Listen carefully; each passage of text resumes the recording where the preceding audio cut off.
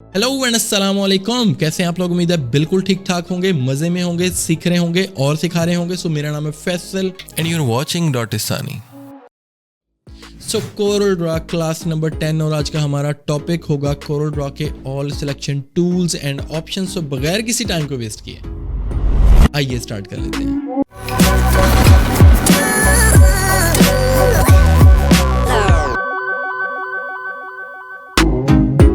We are in CorelDRAW right now और as you can see हम यहाँ पे एक न्यू फाइल क्रिएट करने जा रहे हैं। तो उसके लिए हम क्या करते हैं, न्यू डॉक्यूमेंट पे करते हैं क्लिक और हिट करते हैं ओके को। तो हमारे पास यहाँ पे एक न्यू फाइल बन चुकी है।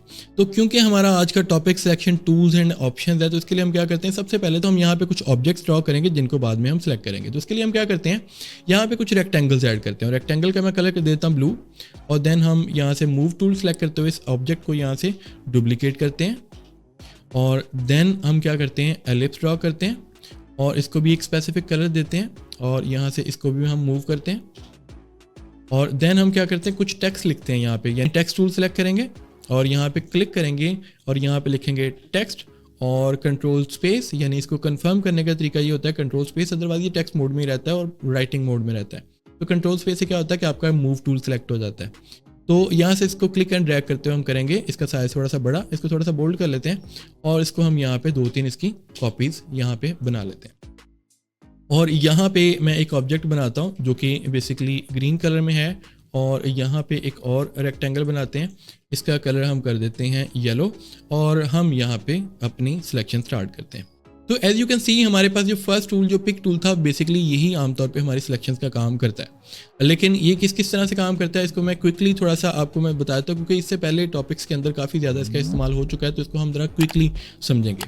तो सबसे पहले तो हमें क्या करना पड़ता है, सिलेक्ट ऑल, यानी क्लिक एंड ड्रैग करते हुए तमाम ऑब्जेक्ट्स को सिलेक्ट कर सकते हैं। बट अगर हमें स्पेसिफिक ऑब्जेक्ट्स चाहिए, इन ऑब्जेक्ट्स के दरमियान में से कुछ ऑब्जेक्ट्स चाहिए और एट द सेम टाइम हमें एक से ज़्यादा ऑब्जेक्ट्स को सिलेक्ट करना हो, तो हम क्या करते हैं, शिफ्ट प्रेस करते हैं और अपनी सिलेक्शन करते हैं। शिफ्ट की प्रेस करते हैं, जस्ट क्लिक करते हैं और वो तमाम ऑब्जेक्ट्स जिन पे हमने क्लिक किया वो सिलेक्ट हो चुके और इनको हम सेपरेट लेके जा सकते हैं।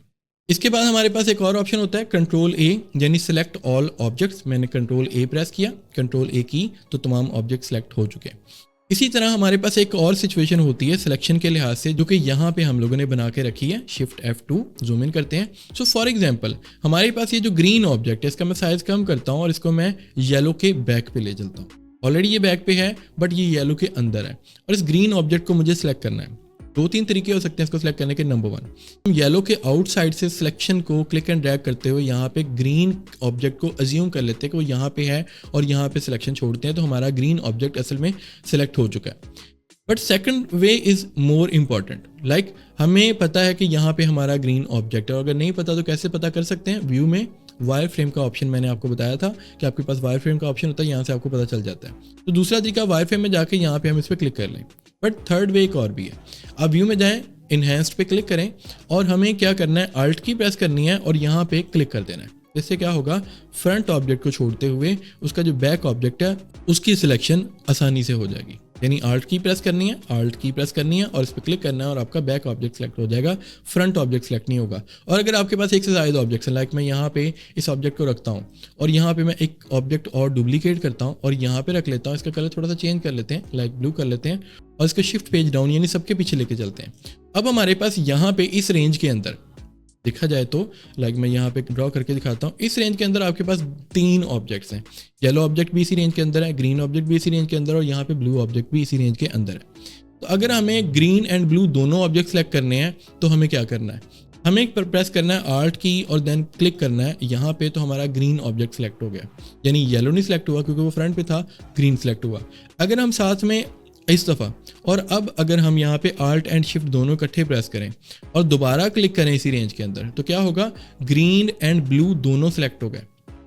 यानी एट द सेम टाइम हमने 2 ऑब्जेक्ट सेलेक्ट किए हैं। फर्स्ट ऑब्जेक्ट जस्ट हमने आल्ट प्रेस करके क्लिक किया, लाइक मैं दोबारा दिखाता हूँ, आल्ट प्रेस करो, ये ऑब्जेक्ट सेलेक्ट होगा। और अगर हम दोबारा आल्ट प्रेस करें तो क्या होगा, हम दोबारा आल्ट प्रेस करते हैं तो उससे भी बैक ऑब्जेक्ट सेलेक्ट होता है।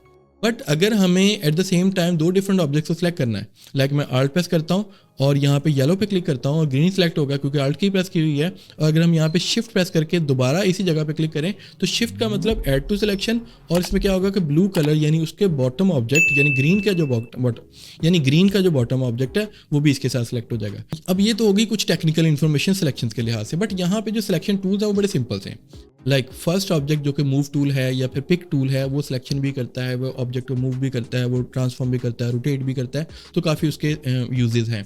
बट जो सेकंड ऑप्शन यहाँ पे मूव के बिल्कुल साथ है, जो कि बेसिकली फ्री हैंड पिक के नाम से है, अगर हम इसको सिलेक्ट करें तो ये क्या करता है, हम यहाँ पे क्लिक करते हैं फ्री हैंड पे और यहाँ पे हम फ्री हैंड सेलेक्ट करना चाहते हैं। लाइक मैं ये चाहता हूँ कि जितने भी यहाँ पे हमारे पास एलिप्स हैं यानी राउंड्स हैं जो कि रेड कलर में, मैं सिर्फ उनको सिलेक्ट करना चाहता हूँ, बट सिलेक्ट करूँगा मैं किस टूल के साथ, फ्री हैंड पिक टूल के साथ। तो मैं इसके पे क्लिक किया और देन मैं क्लिक एंड ड्रैग करते हुए इन ऑब्जेक्ट्स को अपनी रेंज में लेता हूँ। और ये भी चीज़ ध्यान में रखनी है कि जिन ऑब्जेक्ट्स को आपको सिलेक्ट करना है वो कंप्लीटली आपकी इस रेंज के अंदर होने चाहिए और दूसरा ऑब्जेक्ट को नहीं होना चाहिए। लाइक देखो यहाँ पे मैं किसी भी एक स्पेसिफिक ऑब्जेक्ट को ज़्यादा प्रायोरिटी नहीं दे रहा और उसको अपनी कंप्लीट सिलेक्शन में नहीं ला रहा सिवाय इन चारों राउंड्स के।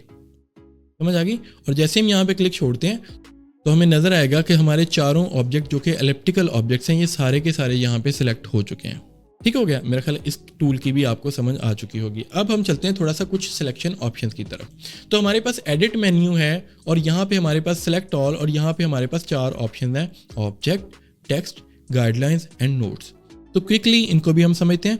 तो ऑब्जेक्ट्स जो है सबसे पहले हमारे पास ऑप्शन है। तो अगर मैं यहाँ पे क्लिक करूँ ऑब्जेक्ट पे तो इससे क्या होगा कि सिलेक्ट ऑल ऑब्जेक्ट्स हो जाएंगे। मैं दोबारा दिखाता हूँ, तमाम ऑब्जेक्ट्स की सिलेक्शन ऑफ करते हैं, एडिट, सिलेक्ट ऑल ऑब्जेक्ट्स, और आपके तमाम ऑब्जेक्ट सिलेक्ट हो गए।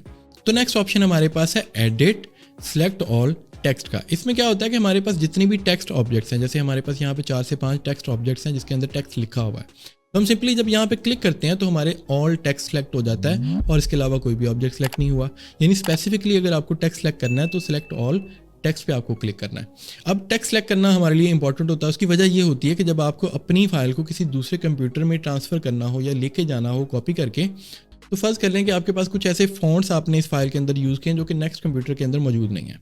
तो अगर आप टेक्स्ट को एज इट इज़ लेके जाते हो तो वहाँ पे जाके टेक्स्ट जो है वो रिप्लेस हो जाता है किसी सेकंड फॉन्ट के साथ, यानी उसका फॉन्ट स्टाइल चेंज हो जाता है। तो अगर आप सिलेक्ट ऑल टेक्स्ट करके तमाम टेक्स्ट को कंट्रोल क्यू प्रेस करते हुए कर्व कर देते हो, देन इस फाइल को उधर लेके जाते हो, तो आपके टेक्स्ट चेंज नहीं होंगे क्योंकि ये कर्व फॉर्म में जा चुके हैं। मैं कंट्रोल जी करके दिखाता हूँ आपको। जैसे फर्ज कर लो कि ये टेक्स्ट है हमारे पास, जैसे ही हम इस टेक्स्ट पे क्लिक करते हैं तो आपको यहाँ पे कुछ टेक्स्ट प्रॉपर्टीज नजर आती हैं, like font style, size, bold, italic, ये टेक्स्ट प्रॉपर्टीज है। तो जैसे ही मैं सिलेक्शन ऑफ करता हूँ तो यहाँ पे नहीं रहती, लेकिन अगर हम टेक्स्ट पे क्लिक करें और कंट्रोल क्यू प्रेस कर दें तो आपको नजर आएगा कि अब यहाँ पे कर्व प्रॉपर्टीज आ चुकी है, टेक्स्ट प्रॉपर्टीज हट चुकी हैं। तो ये हमारा जो टेक्स्ट है वो जस्ट कर्व है और इसको एडिट करना थ्रू शेप टूल काफ़ी आसान है। तो मैं F10 प्रेस करता हूँ या फिर यहाँ पे हमारे पास शेप टूल है, हम इस पर क्लिक करते हैं और देन इन नोट्स को सिलेक्ट करते हुए इनको फ्री फॉर्म हम एडिट कर सकते हैं। लेकिन जब कोई भी ऑब्जेक्ट टेक्स्ट मोड में होता है, लाइक ये ऑब्जेक्ट अभी भी टेक्स्ट मोड में है, तो अगर हम F10 यहाँ पे प्रेस करते हैं यानी शेप टूल लेते हैं तो ये उस तरह से फ्री फॉर्म डील नहीं होगा। ये जस्ट आपकी कैरेक्टर स्पेसिंग बढ़ाएगा या कम करेगा, क्योंकि जाहिर बात है ये अभी भी टेक्स्ट है, ठीक है, तो ये कर्व नहीं है। तो जैसे हम कंट्रोल क्यू प्रेस करते हैं ये कर्व हो जाता है और आपको यहाँ पे नोट्स नज़र आ रहे होंगे और इन नोट्स को हम फ्री फॉर्म एडिट कर सकते हैं जैसे चाहें। ठीक हो गया? तो सिलेक्ट ऑल टेक्स्ट भी हमारे लिए इंपॉर्टेंट है। इसके बाद हमारे पास जो थर्ड ऑप्शन आता है वो है गाइड्स। तो सम टाइम क्या होता है कि हम ऑब्जेक्ट ड्रॉ करने के लिए कुछ गाइड्स का इस्तेमाल करते हैं। लाइक फॉर एग्जांपल मेरे पास यहाँ पे ये राउंड है और मुझे एग्जैक्ट इसके ऊपर एक नया राउंड ड्रॉ करना है। तो मैं क्या करूँगा, यहाँ से गाइड निकालूंगा और यहाँ पे इसके यहाँ पे रख दूंगा या फिर इसके बिल्कुल सेंटर पॉइंट पे यहाँ पे रख देता हूँ। और यहाँ पे एक और गाइड निकालते हैं और इस ऑब्जेक्ट के बिल्कुल सेंटर पॉइंट पे यहाँ पे रख देते हैं। इसका मैं कलर थोड़ा सा चेंज कर देता हूँ, ऑब्जेक्ट का स्कैन कर देते हैं। तो यहाँ पे आपको गाइड का जो इंटरसेक्शन है यहाँ पे नज़र आ रहा है और मुझे एक नई शेप जब ड्रॉ करनी है तो मैं क्या करूँगा, न्यू शेप लूँगा और बिल्कुल इस सेंटर पॉइंट से यानी गाइड्स का जो इंटरसेक्शन बन रहा है यहाँ से मैं इसको ड्रॉ करना स्टार्ट करूँगा। साथ में प्रेस करूँगा शिफ्ट और साथ में प्रेस करूँगा कंट्रोल। इससे क्या होगा कि हम परफेक्ट एक शेप जो है वो विड्थ और हाइट के अंदर हम ड्रॉ कर पाएंगे। तो ये ज़ाहिर बात है गाइड्स के थ्रू ये पॉसिबल हुआ। और अगर हम चाहते हैं कि एक से ज़ायद ऑब्जेक्ट को सेम इसी अलाइनमेंट में रखें तो हम इन गाइड्स का इस्तेमाल करते हुए इनके जो सेंटर पॉइंट्स हैं इन गाइड्स के मुताबिक एडजस्ट कर सकते हैं। ठीक है, तो इसी तरह जैसे मैं ये ऑब्जेक्ट यहाँ पे रखने जा रहा हूँ यानी इसका बिल्कुल सेंटर पॉइंट इस गाइड पे मैं रख देता हूँ। तो अब हुआ क्या कि हम लोगों ने गाइड्स की बेस पे यहाँ पे कुछ ऑब्जेक्ट्स को यहाँ पे अरेंज किया, अलाइन किया या ड्रॉ किया, वट एवर। आफ्टर दैट क्या होता है कि सम टाइम गाइड्स हमारे पास ज़्यादा बन जाती हैं और उन सबको इकट्ठा सेलेक्ट करना मुश्किल हो सकता है अगर आप वन बाय वन क्लिक करते हो इन गाइड्स के ऊपर। जैसे मैंने अभी क्लिक किया, डिलीट की प्रेस की, अगेन क्लिक किया, डिलीट की प्रेस की, तो दैट मीन्स कि हमें टाइम लग सकता है गाइड्स को at the same time delete करने के लिए। तो हम क्या करेंगे, एडिट में जाएंगे, सिलेक्ट ऑल पे और देन गाइड्स पे क्लिक करेंगे, तो एट द सेम टाइम एक ही दफ़ा में तमाम गाइड सेलेक्ट हो गई और आप प्रेस करेंगे डिलीट की, और जैसे ही आप एक को प्रेस करते हैं तो आपकी तमाम गाइड्स डिलीट हो गई। तो जो लास्ट ऑप्शन आपके पास है वो है एडिट में सिलेक्ट ऑल के अंदर नोड्स का। अब ये ऑप्शन कैसे काम करता है इसको समझने के लिए हमें क्या करना है, किसी भी ऑब्जेक्ट को सिलेक्ट करना है। अभी ये एलिप्स है, ठीक है। एलिप्स की खासियत ये होती है कि अगर आप F10 प्रेस करो यानी शेप टूल लो और यहाँ से इसके नोड को यहाँ से मूव करो, तो जाहिर बात है स्पेसिफिक मूव्स में यहाँ पे कुछ इस तरह से ये बिहेव करता है। लेकिन अगर आप इस ऑब्जेक्ट को कंट्रोल क्यू कर्व कर दो तो यहाँ पे आप देखोगे कंट्रोल क्यू मैंने जैसे ही प्रेस किया तो यहाँ पे आपके पास ज़्यादा नोड्स हैं और ये जब मूव करेगा तो ये फ्री फॉर्म मूव करेगा।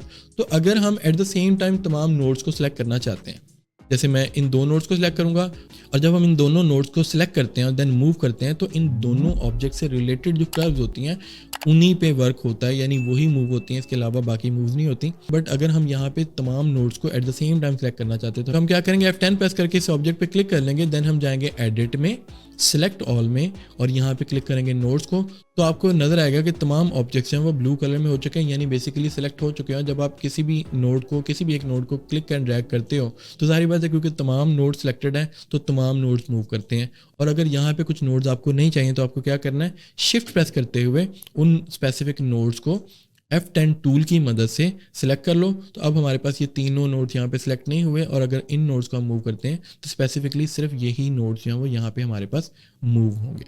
तो उम्मीद है कि आज की क्लास भी आपको बहुत अच्छे से समझ आई होगी। काफ़ी आसान क्लास थी और बेसिक्स की आपकी लास्ट क्लास थी, यानी कोरलड्रा बेसिक्स की लास्ट क्लास थी। अब इंशाल्लाह क्लास नंबर 11 से जो भी क्लासेस स्टार्ट होंगी वो इंटरमीडिएट लेवल की होंगी, यानी वो थोड़ी सी टफ होंगी then basic classes. So keep watching .isani और मिलते हैं इंशाल्लाह नेक्स्ट क्लास में। तब तक के लिए अल्लाह।